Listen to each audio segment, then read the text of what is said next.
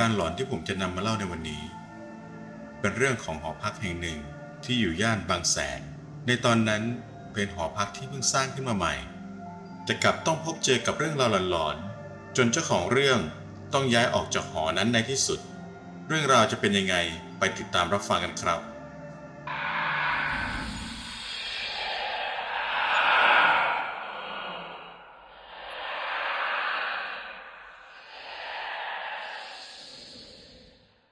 สวัสดีครับท่านผู้ฟัง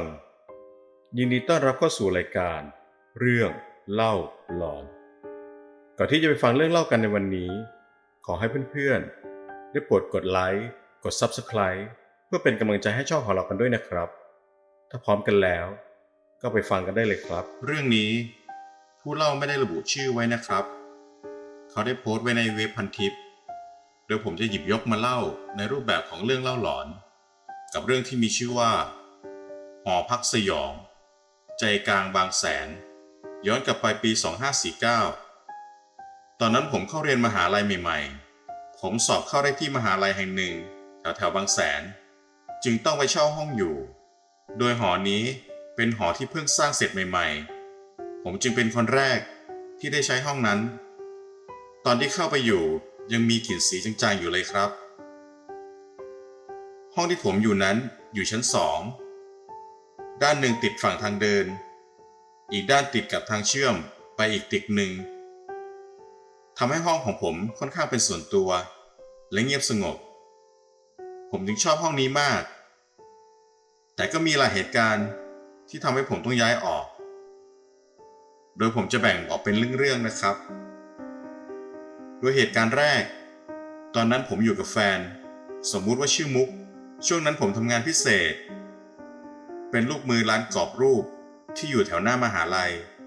ตอนนั้นจำได้ว่าเป็นช่วงฉลองครองราชย์ในหลวงรัชกาลที่ 9ทำให้มีงานเข้ากรอบรูปมากเป็นพิเศษ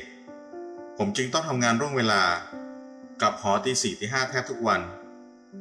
วันนั้นก็เช่นเคยผมเร่งทำงานจนเกือบตี 3ทุกคนในร้านก็เหนื่อยล้าเลยตกลงว่าจะพักกันสัก30 นาทีพี่ๆช่างกรอบรูปที่ร้านจึงไปซื้อเบียร์มานั่งจิบกันคนละกระป๋องส่วนผมนั่งกินนมเปรี้ยวเพราะผมไม่ดื่มก็กำลังคุยเล่นกันแซวผมว่าถ้ามุกมาเห็นนะเอ้ยหัวแตกแน่บอกทำงานกลับเช้าทุกวันแต่มานั่งแดกเบียร์กับพวกกูพี่คนนั้นพูดจบปั๊บปรากฏว่ามุกมายืนอยู่หน้าร้านพอดีทุกคนก็หัวเราะผมอีกรอบบอกว่าตามมาจริงๆด้วยแต่ผมเองกลับเห็นความผิดปกติเพราะว่ามุกใส่ชุดนอนแล้วก็ไม่ได้ใส่รองเท้าเดินเท้าเปล่ามาผมจึงพาเข้ามานั่งในร้านแล้วก็ถามว่าเกิดอะไรขึ้นมุกเลยบอกด้วยน้ำเสียงสั่นๆว่าตอนนั้นมุกหลับไปแล้วและตื่นมาเข้าห้องน้ำเห็นเป็นร่างนอนคุมโปงอยู่ข้างๆก็นึกว่าผมกลับมาแล้วเลยสลึมสลือข้ามตัวผมไปเข้าห้องน้ำพอไปเข้าห้องน้ำเหมือนสติเพิ่งตื่นเต็มที่มุกก็ตกใจว่าร่างที่อยู่บนเตียงไม่ใช่ผมเพราะรูปร่างผอมแห้งจนจับได้แต่กระดูกมุกเลยรีบเปิดไฟดูปรากฏว่าไม่มีอะไรอยู่บนเตียงเลยมุกกลัวมากจึงเดินจากหอมาหาผมวันนั้นเราเลยต้องรอกันถึงเช้าแล้วค่อยกลับห้องพร้อมกันโดยผมก็ปลอบใจว่าไม่มีอะไรหรอกคงเมาขี้ตาเฉยๆเหตุการณ์แรกก็ผ่านไปเหตุการณ์ที่2ด้านหลังห้องผมนั้นจะมีต้นขนุนขนาดใหญ่อยู่โดยกิ่งก้านของต้นขนุนต้นนี้แทบจะยื่นมาถึงระเบียงห้องผมแต่ผมกลับชอบเพราะจะมีกระรอกมานั่งเล่นตรงหลังระเบียงห้องผมเสมอมีอยู่คืนหนึ่งผมเพิ่งกลับจากทำงานประมาณตี 2ผมก็อาบน้ำเตรียมตัวจะนอนตอนที่ออกจากห้องน้ำกำลังเช็ดตัวอยู่นั้นได้ยินเหมือนเสียงหวีดหวิวที่หลังห้องตอนนั้นผมคิดว่าฝนจะตกลมพัดแรงผ่านใบไม้เลยเกิดเสียงแบบนั้นผมจึงเดินออกไปดูเพราะถ้าฝนตกผมจะปิดประตูหลังห้องเมื่อเดินไปถึงประตูหลังห้องไฟจากในห้องก็สาดไปถึงต้นขนุนผมเห็นเงาดำๆลักษณะคล้ายคนผอมมากกำลังปีนป่ายไปตามกิ่งก้านของต้นขนุนมีประมาณ 2-3 เงาผมเลยรีบปิดประตูหลังห้อง แล้วใส่กลอนอย่างแน่นหนา หลังจากเหตุการณ์นั้นผมก็ไม่เคยเปิดประตูหลังห้องตอนพระอาทิตย์ตกดินอีกเลยเหตุการณ์ที่3ตอนนั้นผมเลิกกับมุกแล้วก็เลยอยู่ห้องคนเดียวน้องชายผมแวะมาหาและพาแฟนมันมาด้วยผมจึงให้น้องชายกับแฟนนอนบนเตียงส่วนผมปูผ้านอนที่พื้นข้างๆเตียงคืนนั้นผมรู้สึกตัวตื่นกลางดึกอาจเป็นเพราะไม่ชินกับการนอนที่พื้นผมพลิกตัวตะแคงอีกข้างเพื่อบรรเทาอาการเมื่อยโดยหันหน้าไปทางเตียงผมมองลอดใต้เตียงไปเห็นเป็นอะไรบางอย่างอยู่ข้างเตียงอีกฝั่งแวบแรกผมคิดว่าเป็นชายผ้าห่มห้อยลงมาแต่พอสายตาผมปรับให้ชินกับความมืดก็เห็นชัดๆเลยว่าเป็นขาผู้หญิงใส่รองเท้าส้นสูงสีแดงสดเหมือนกำลังยืนอยู่ข้างเตียงและมองบนเตียงอยู่ผมจึงได้หันกลับมาอีกด้านแล้วคุมโปงพอตอนเช้าผมไปส่งน้องขึ้นรถกลับน้องชายบอกผมว่าเมื่อคืนมันเจอผู้หญิงผมสั้นมายืนมองอยู่ข้างเตียงมันบอกไม่ใช่ฝันแน่ๆแต่ขยับตัวและออกเสียงไม่ได้มันเลยสวดมนต์ในใจจนหลับไปผมได้แต่ยิ้มแล้วก็บอกน้องว่ามันกินเยอะฝันเยอะเพ้อเจ้อไปเองเพื่อไม่ให้มันกลัวอีกเรื่องเป็นเรื่องของเพื่อนสนิทของผม2 คนที่พักอยู่ที่ชั้น1สมมุติให้ชื่อนพและบีโดยทั้งคู่เป็นเพื่อนสนิทกันมาเช่าห้องอยู่ด้วยกันนพเป็นคนเรียบร้อยสุภาพมาก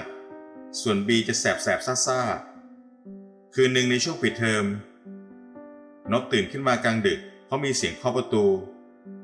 ส่วนบีหลับไปไม่รู้เรื่องเพราะเพิ่งกลับมาจากการดื่มสังสรรค์พอนพเดินไปเปิดประตูก็เจอสาวสวยคนหนึ่ง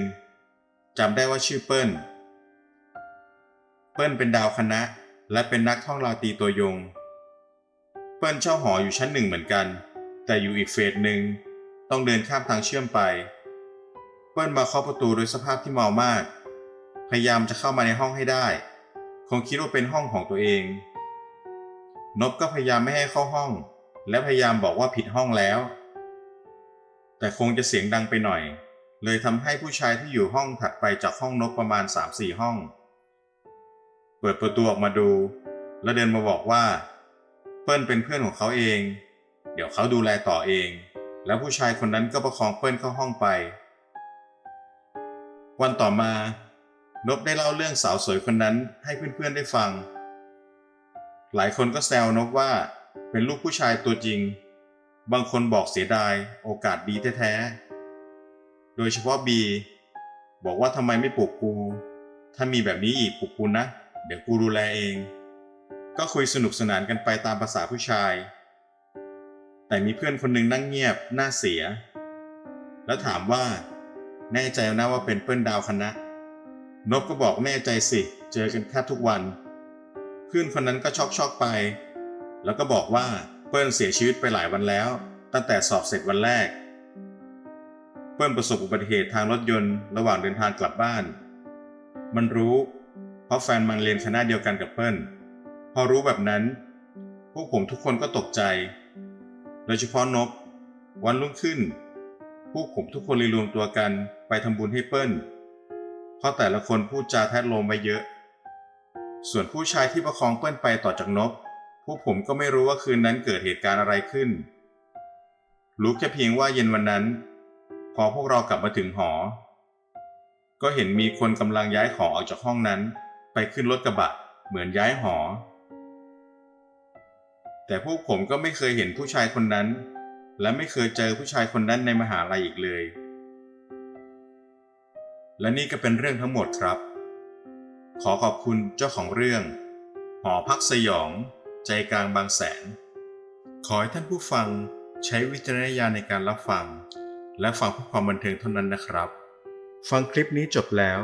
ถ้าชอบก็ขอให้กดไลค์เพื่อเป็นกำลังใจให้ช่องของเรากันด้วยนะครับกดแชร์ไปยังโซเชียลของคุณเพื่อให้เพื่อนของคุณได้ฟังเรื่องนี้กด Subscribe กดกระดิ่งแจ้งเตือนจะได้ไม่พลาดเวลาลงคลิปใหม่ๆกันนะครับสำหรับใครที่มีประสบการณ์เรื่องหลอนๆอยากจะส่งมาแชร์ให้กับเพื่อนๆคนอื่นได้ฟังสามารถส่งมาได้ที่เมลของรายการหรือแฟนเพจเรื่องเล่าหลอน โดยผมจะทิ้งลิงก์ไว้ใต้คลิปนี้นะครับสำหรับวันนี้หลับฝันดีราตรีสวัสดิ์ครับ